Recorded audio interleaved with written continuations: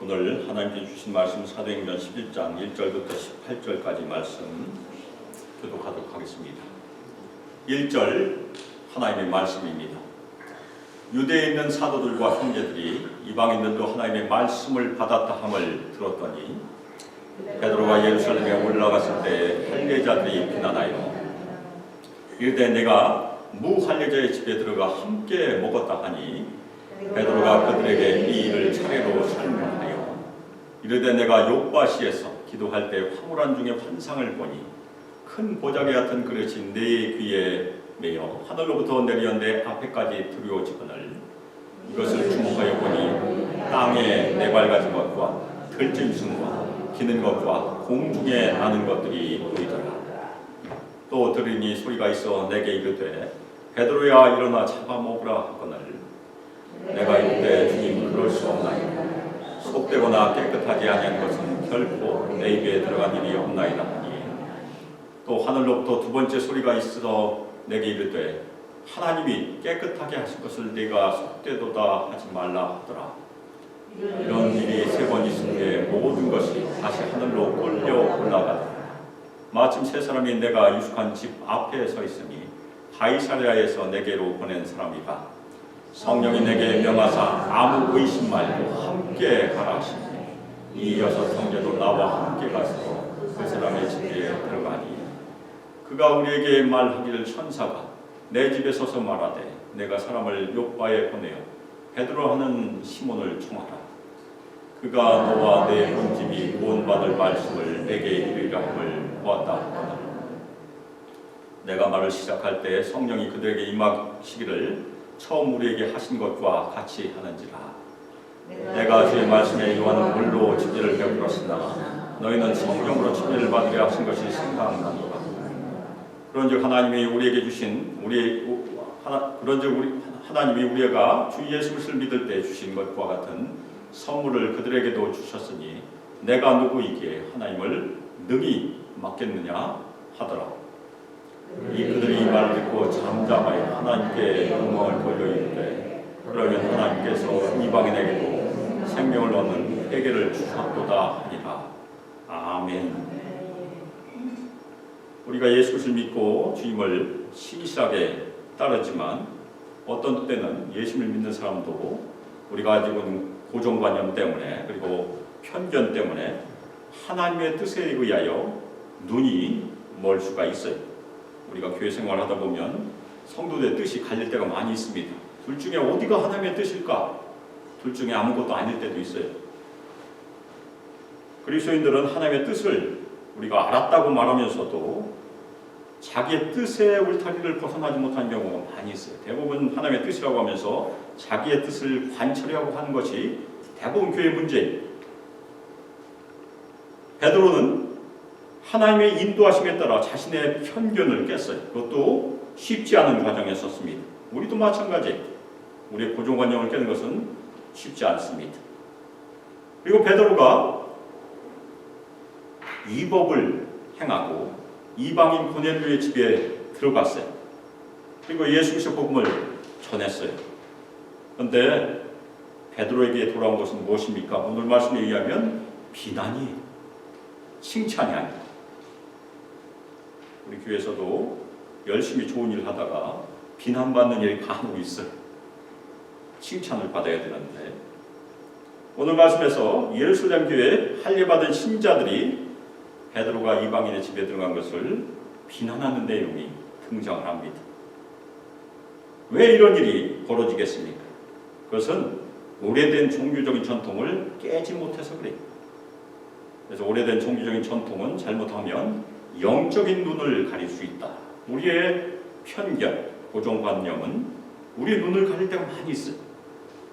그래서 우리 모든 성도들 오늘 말씀을 통해서 우리가 아직 넘지 못하는 경계가 무엇인가, 아직 우리가 깨지 못하는 담이 무엇인가 확인하고 넘고 깨트릴 수 있기를 주님의 이름으로 바라면서 말씀을 같이 살펴보겠습니다. 베드로가 고넬료 집에 가서 말씀을 전할 때 성령이 강림했죠. 그래서 베드로가 놀랐어요. 사실 예전과 너무 다른 일이 벌어졌으니까. 거기 같이 간 형제들, 오늘 말씀에 6명이 같이 갔는데 다 놀랐어요. 성령께서 먼저 역사하셨기 때문에 그래요. 그래서 베드로는 성령의 역사를 인정하고 바로 침례를 주게 되죠. 그리고 며칠 더 머물렀다가 예루살렘으로 올라가요. 그런데 사도들과 유대 전역에 흩어져 있는 형제들이 그 얘기를 들었어요. 이방인들도 하나님의 말씀을 받았다. 이 소식을 들었어요. 이 하나님의 말씀은 지난주에도 나왔었는데 하나님께서 예수를 통하여 주신 평안의 복음이 우리가 고난주간마다 묵상할 수 있는 좋은 말씀 중에 하나가 그것이 아닙니까? 우리 원래 원수 되었었어요, 하나님과. 근데 예수 그리스도의 십자가의 은혜로 우리가 하나님과 화목되었고, 그것이 첫 번째 수직적으로 화목이 되었고, 그리고 우리가 멀리 있었어요. 우리가 예수 그리스도 아니면 어떻게 이 자리에 모여서 주님을 예배할 수 있겠습니까? 옛날엔 전혀 몰랐지 않습니까? 멀리 있는 우리를 불러주셔서 수평적으로 화목하게 하셨다. 그것이 십자가의 복음입니다. 그래서 이 평안의 복음은 예수께서 이 땅에 오셔서 열심히 병을 고치시고 귀신을 쫓아내시고 하셨던 사역, 가르침의 사역, 삼중 사역입니다. 세 가지를 하셨어요. 병을 고치시고 귀신을 쫓아내시고 하나님 나라를 전파하셨다. 그 다음에 십자가에서 우리를 위하여 죽으셨다. 그렇지만 무덤에 갇혀 있지 아니하시고 부활하심으로 우리에게 산 소망을 주셨다. 그것이 평안의 복음이에요. 복음을 압축하면 우리가 누구에게도 다 전할 수 있어요. 전도가 그렇게 어려울 수도 있지만 어렵지 않을 수도 있습니다. 이방인들이 하나님의 말씀을 받았다. 이것은 과연 무엇이겠습니까? 고넬료와 그 집에 있는 모든 사람들이 베드로의 설교를 듣다가 성령을 받았고, 그래서 침례를 받음으로써, 이 침례를 받는다는 것은 우리가 예수 그리스도의 제자가 되겠다는 공식적인 표현이 누구에게나 다 보이니까 결단한 것입니다. 평생 동안 예수만 따르겠다는 그런 결단을 했다는 얘기예요. 그런데 베드로가 예루살렘에 올라오자 할례를 받은 사람들이 베드로와 논쟁을 벌였어요. 이 할례를 받은 사람들은 유대교 신자들이 아니에요. 유대인이지만 예수님을 믿고 예루살렘 교회 공동체에 속한 사람들입니다. 물론 나중에 우리가 할례파라는 그런 말이 등장하는데 그 사람들은 아닌 것으로 보여요. 유대인 신자들이 그냥. 그런데 이 유대인 신자들은 아직 이방인에 대한 고정관념을 버리지 못했어요. 편견을 버리지 못했어요. 그런데 이 사람들을 이상하게 생각할 필요가 없어요. 베드로도 원래 그랬으니까. 베드로가 환상을 경험하고 성령의 음성을 듣고 그리고 고넬료가 보낸 사람들을 만나고 그리고 고넬료의 집에 가서 고넬료가 천사를 만났다는 얘기를 듣기 전에는 베드로도 고정관념을 다 버리지 못했어요.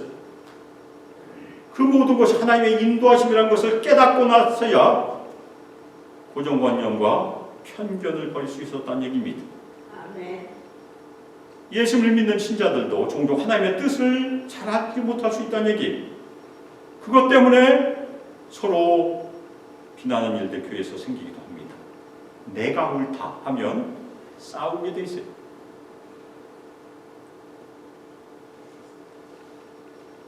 그래서 우리가 비난을 받을 때, 특별히 분쟁을 겪을 때에는 우리는 한 발 뒤로 물러서서 하나님의 인도하심을 기다리고 순종해야 합니다. 오늘 말씀에서 베드로가 그렇게 해요. 베드로가 같이 싸웠으면 난리가 났을 거예요. 그런데 베드로는 그렇게 하지 않았습니다. 한 발 뒤로 물러서서 인내를 가지고 차근차근 순서대로 설명을 해줘요.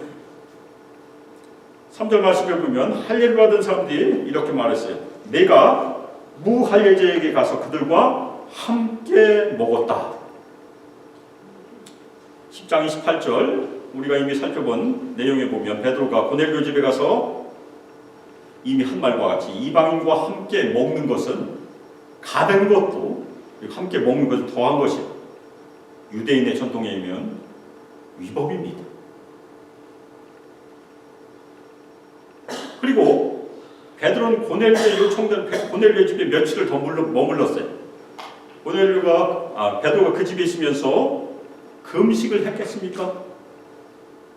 당연히 먹었을 것이에요. 새로운 신자가 된 고넬료와 그의 가족들과 함께 이방인들이 준비한 식사를 먹었을 것이에요. 그것은 코셔푸드가 아니에요. 이방인들이 준비한 거니까. 이미 정결법을 위반했다는 얘기입니다. 이 함께 먹는다는 건 굉장히 중요한 의미예요. 특별히 우리가 복음서에서 예수님께서 여러 번 잔치를 벌이시는데 마태가 되면 친구들과 함께 먹잖아요. 그것은 환영한다는 의미, 환대의 의미가 있습니다. 우리 한국 사람들 마찬가지잖아요.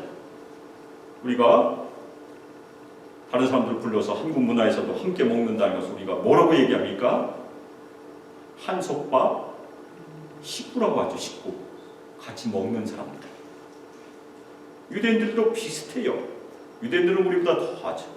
같이 밥을 먹는다는 것은 같이 생명을 나눈다는 의미가 있어요. 그래서 할례받은 신자들은 이것을 받아들이지 못했어요. 베드로가 이방인에게 간 것도 문제인데 함께 먹은 것은 더더욱 위법이다. 그렇게 비난하고 있는 것입니다. 그런데 이 할례받은 신자들, 이미 예수를 믿은 사람들이에요. 그런데 마태복음 28장 19절 20절에 기록된 예수님께서 하신 지상명령을 아주 잊어버리고 있는 사람들이에요. 마태복음 28장 19절 20절 그러므로 너희는 가서 모든 민족을 제자로 삼아 아버지와 아들과 성령의 이름으로 침례를 베풀고 내가 너희에게 분부한 모든 것을 가르쳐 지키게 하라. 볼지어다 내가 세상 끝날까지 너희와 항상 함께 있으리라 하시니라. 베드로는 갔어요. 그리고 고넬료 집 사람들을 제자로 삼았어요. 그리고 침례도 베풀었어요.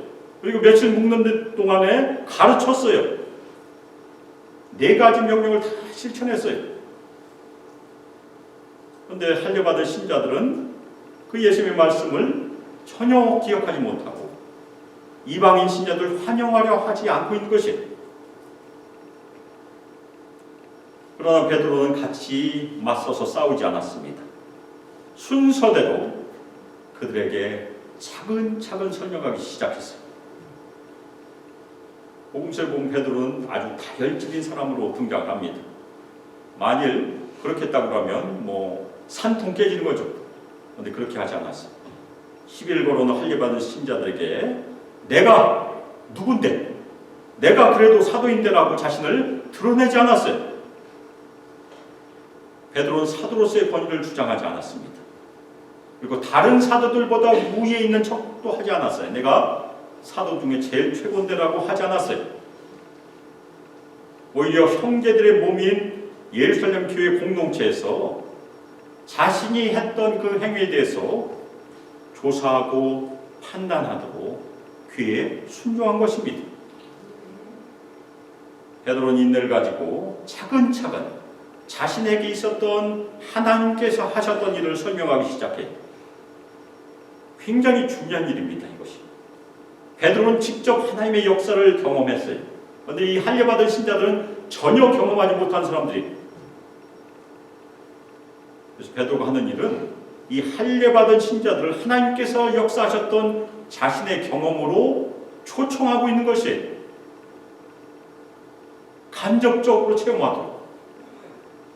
우리도 베드로의 여정을 같이 살펴보면서 간접적으로 체험하기를 주님의 이름으로 축원합니다.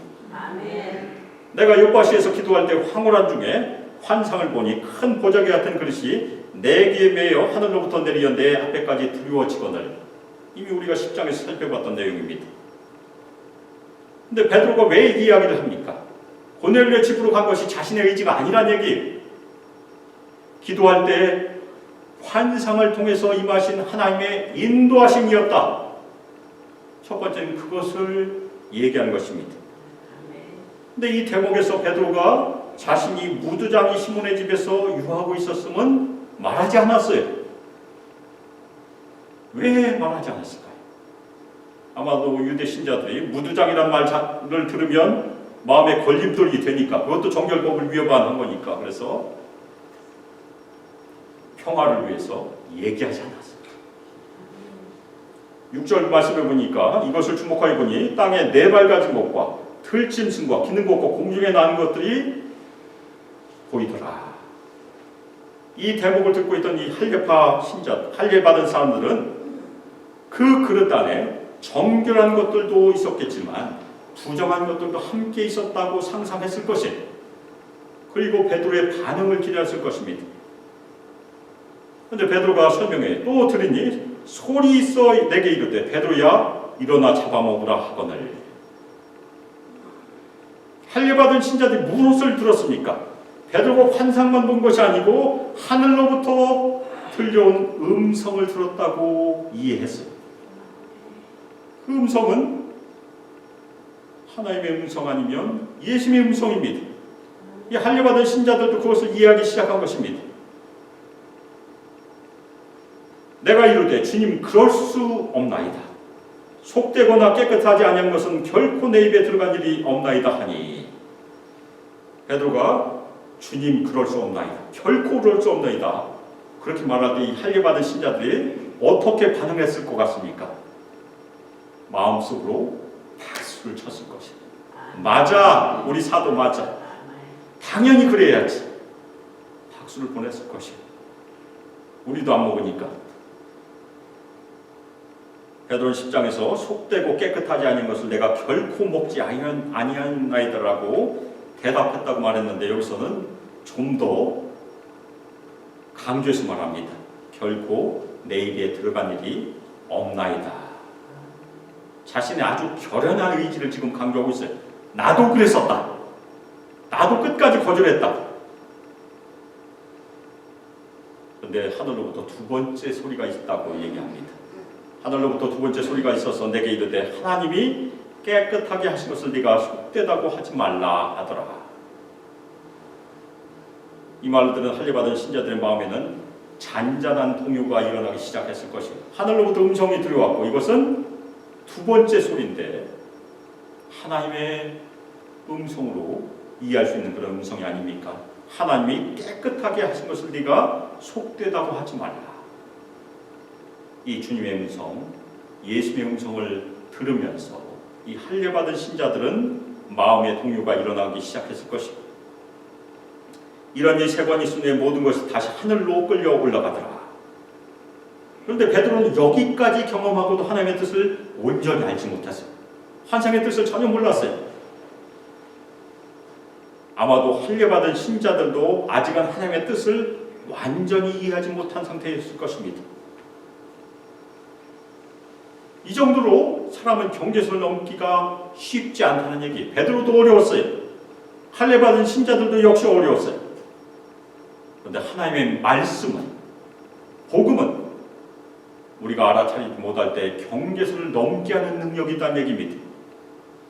그 다음에 나오는 성령의 음성이 경계선을 넘게 하기 때문에 그래요. 그래서 하나님의 말씀은 유대인과 이방인, 그리고 깨끗함과 부정함의 경계를 넘고 우리가 가지고 있는 마음의 장벽도 넘게 하는 능력이 있음을 믿으시기를 주님의 이름으로 축원합니다. 아멘. 베드로는 이미 넘었잖아요. 그래서 베드로가 그 다음에 할례받은 신자들이 그 사람들도 경계를 넘을 수 있도록 도와주기 시작해요. 다음 경험으로 그 사람들을 초청하기 시작합니다. 마침 세 사람이 내가 유숙한 집 앞에 서 있으니 가이사랴에서 내게로 보낸 사람이다. 이 세 사람은 이방인이 보낸 사람들입니다. 할례받은 신자들도 알고 있었어요. 할례받은 신자들은 하나님의 온전한 뜻을 아직 알지 못했기 때문에 이 대목에서 베드로가 어떻게 행동했을까 궁금했을 것입니다. 그런데 베드로는 그 사람들을 자신이 유숙한 집으로 초청했다는 얘기도 하지 않았어요. 역시 지혜로운 행동이었습니다. 만일 그 얘기를 하면 할례받은 신자들 마음에 이미 반감이 또 생길 수 있잖아요.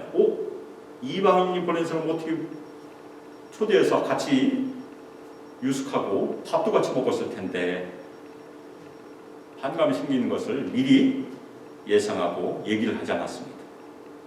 오히려 그 다음에 베드로가 이방인의 집으로 가게 된 직접적인 원인을 얘기합니다. 나는 왜 거기를 가게 됐는가? 그것이 12절 말씀입니다.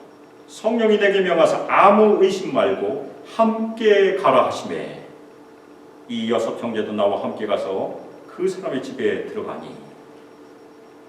베드로가 이방인의 집으로 가게 된 직접적인 원인은 무엇입니까? 환상이 아니었다는 얘기. 환상이 무엇인지 깨닫지 못할 때, 마침 그때 고넬료가 보낸 사람들이 집 앞에 왔을 때 그때 성령의 음성이 베드로에게 들렸습니다. 그것을 증언하고 있는 것이 할례받은 신자들 이 대목에서 무엇을 깨달았습니까? 하나님께서 직접 개입하셔서 베드로가 움직이게 되었다. 그것을 알게 된 것이 베드로에게 임한 성령의 음성은 아무 의심 말고 함께 가라는 음성이었습니다. 근데 이 아무 의심 말고 이 말은 원어에서 아무 구별 말고라고도 번역할 수 있는 말이에요. No discrimination. 그렇게 번역할 수 있어요. 영어로. 아무 차별 말고. 따라서 성령께서 베드로에게 이방인을 구별 말고 가라라고 말씀하신 것이 차별 말고. 이때부터 베드로는 환상의 의미를 깨닫기 시작한 것입니다. 마찬가지로 할례받은 신자들이 아무 구별 말고 아무 차별 말고란 말을 전해 들었기 때문에 이 사람들도 마음의 문을 열기 시작했을 것입니다. 오늘 말씀에서 베드로와 함께 고넬료의 집에 동행한 제자들이 6명이었다는 것을 저희가 확인할 수 있어요. 이 6 형제라고 했으니까 베드로가 증언할 때 6 형제는 베드로 옆에 서 있었을 가능성이 있어요. 증인들이 있었다는 얘기입니다. 6 형제가 베드로와 함께 가서 그 사람의 집에 들어갔어요. 베드로 자신만 이방인의 집에 들어간 것이 아니었습니다. 욥바에 있는 형제들도 함께 간 것이에요.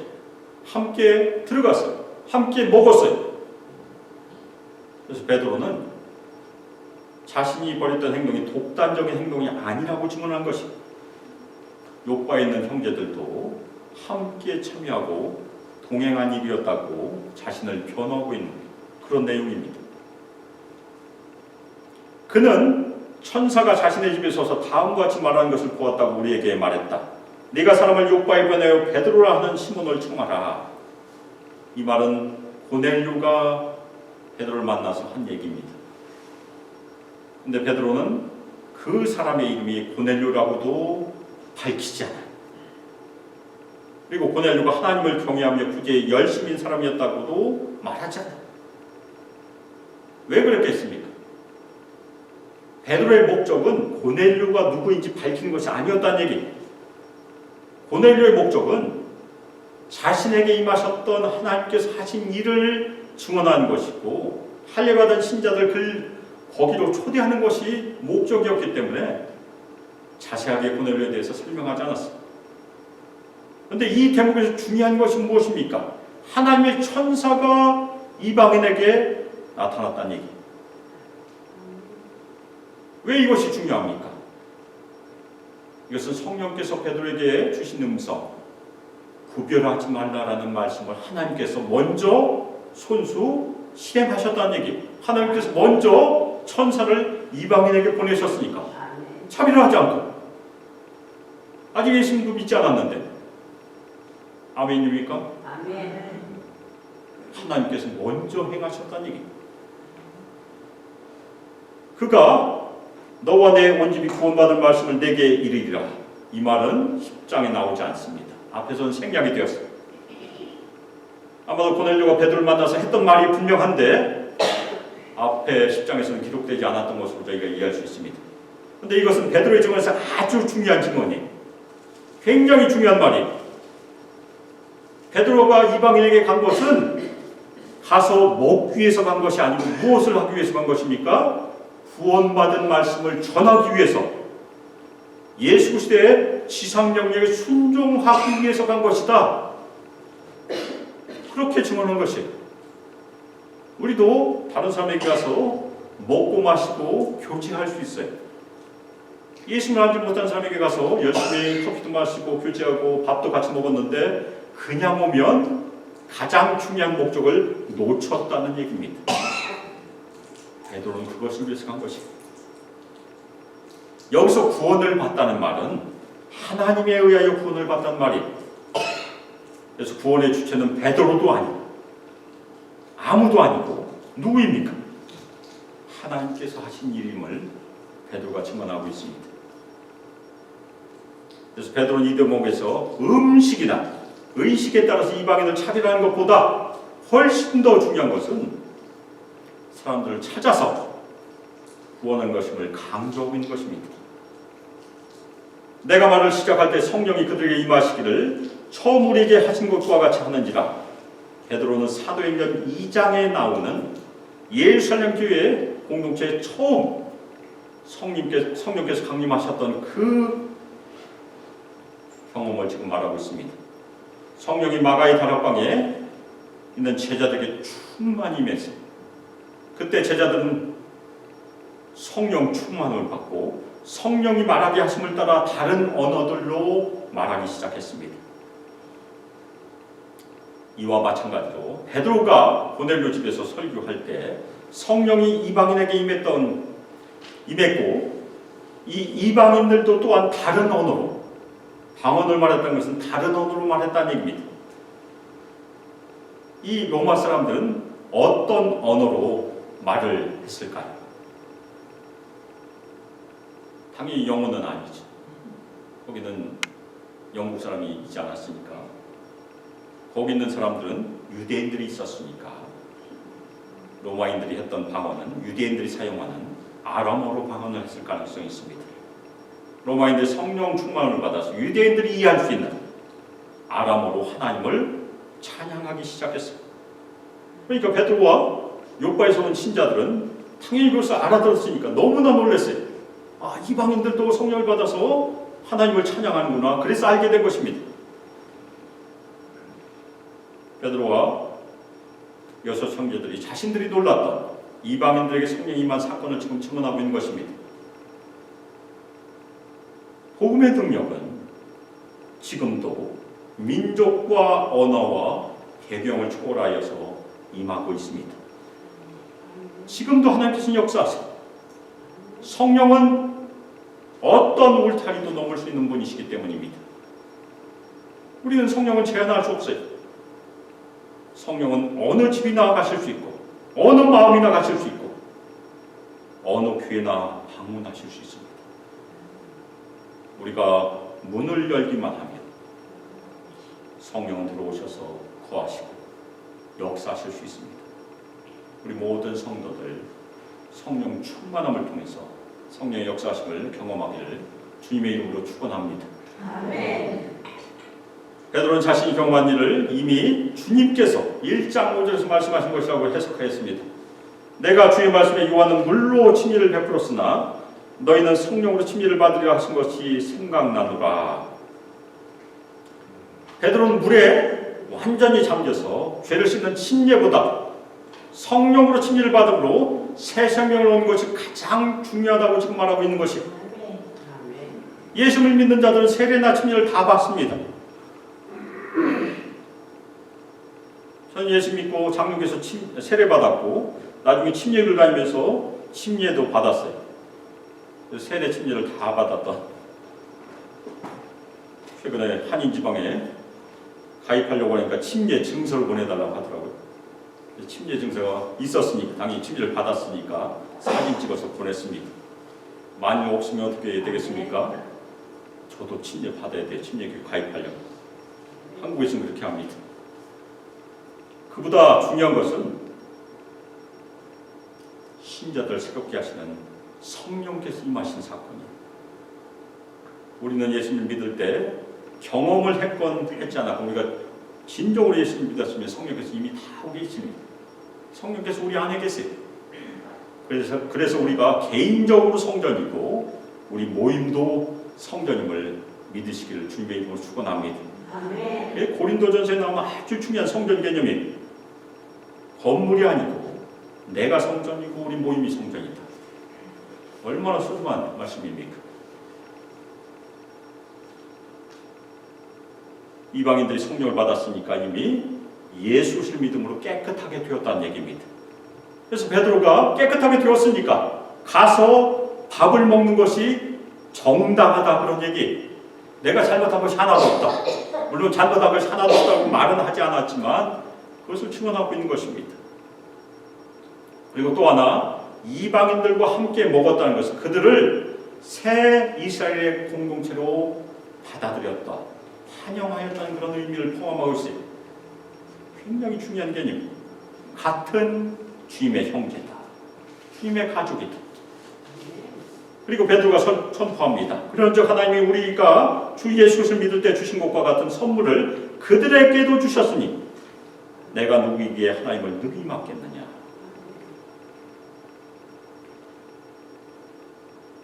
성령의 선물을 주셨으니까 만일 그들에게 가지 않고 식사를 하지 않으면 그것은 하나님의 뜻을 거스른 것이다. 그렇게 베드로가 말하고 있는 것입니다.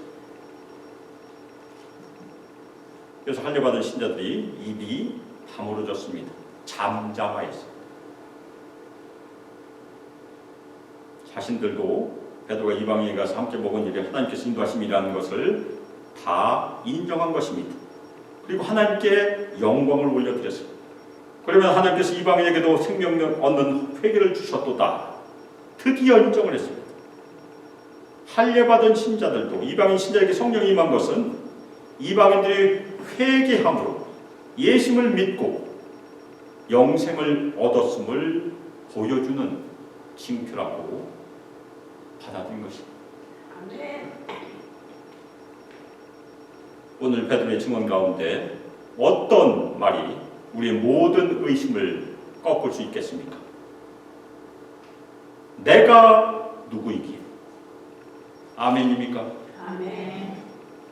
우리는 하나님의 뜻을 거슬 수 없어요. 내가 누구이기에 하나님의 뜻을 거스를 수 있겠습니까? 이 말이 우리 수많은 모든 성도들의 고백이 되기를 주님의 이름으로 축원합니다. 특별히 고난주간 가운데 그리고 부활절에 저희가 다룰 말씀에서도 그것이 등장하겠지만 우리 모든 그리스도인들은 하나님의 뜻 앞에서 겸손하여야 합니다. 예수님께서 그렇게 하셨기 때문에 그것이 주님의 팔자취예요. 서두에 우리가 아직도 깨지 못한 담이 있다고 말씀드렸는데 우리 가운데서도 아직도 깨지 못하는 담이 있을 수 있어요. 우리가 손을 내밀지 못하고 화해하지 못한 사람들이 있을 수 있습니다. 우리 각자의 마음에 넘지 못하는 담이 있다면 성령의 도우심을 구하시기를 주님의 이름으로 축원합니다. 아멘. 또 하나 우리가 피해야 될 것은 무엇입니까? 우리 교회 안에서 우리 가정에서 담을 쌓지 말아야 돼요. 특별히 예수님이 필요한 사람들이 우리 주변에 있을 수 있어요. 그런데 그 사람들을 향해서 편견의 담을 쌓으면 절대 예수님을 전할 수가 없습니다. 우리는 계속해서 담을 허물어야 돼요. 우리는 먼저 가야 되죠. 우리 모든 성도들 우리 마음에 있는 담을 허무시기를 주님의 이름으로 축원합니다. 아멘. 그리고 이렇게 고백하시길 바랍니다.